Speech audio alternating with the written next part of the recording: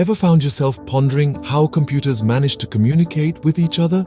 It's a fascinating world filled with nodes, links, and protocols, the fundamental ingredients of what we call computer networking. This intriguing practice involves connecting computers together, enabling them to share and exchange data. In its simplest form, a computer network is just a collection of two or more computers, designed to make communication a breeze. Imagine the nodes as the key players in this grand scheme. These could be anything from your personal laptop, a mighty server, or even a humble printer. They are the devices that connect to the network, the endpoints of the intricate web we weave when we network. Now, the links are the invisible threads that bind these nodes together. Think of them as the cables, wires, or even the free space of wireless networks that allow data to flow between our devices. But how do they know how and when to send or receive data? Enter protocols, the rule makers of the networking world. They are sets of regulations and standards that govern how data is transmitted over a network. Some of these might sound familiar, like TCP/IP, HTTP, or FTP. Next, consider the network topology, the blueprint of the network. It's the physical and logical arrangement of nodes, the master plan of how everything connects.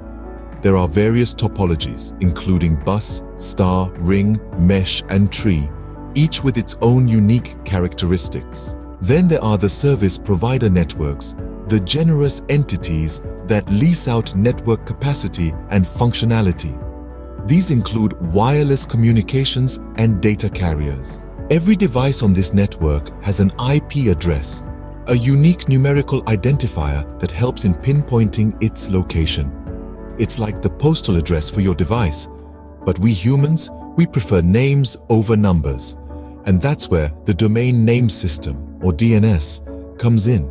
It translates human-readable domain names like www.google.com into IP addresses that computers can understand.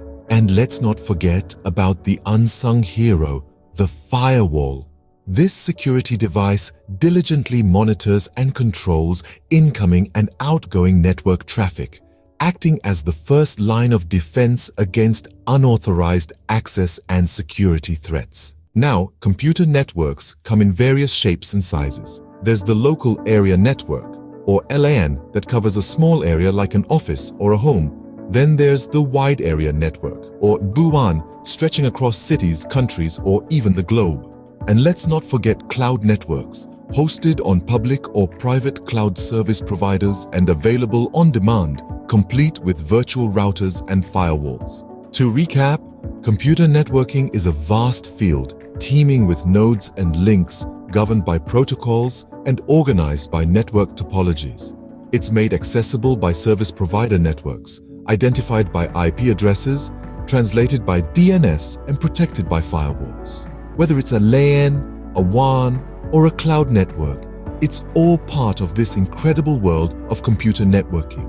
But remember, this is just the tip of the iceberg. The world of computer networking is vast and complex, and there's always more to learn. So stay curious and keep exploring.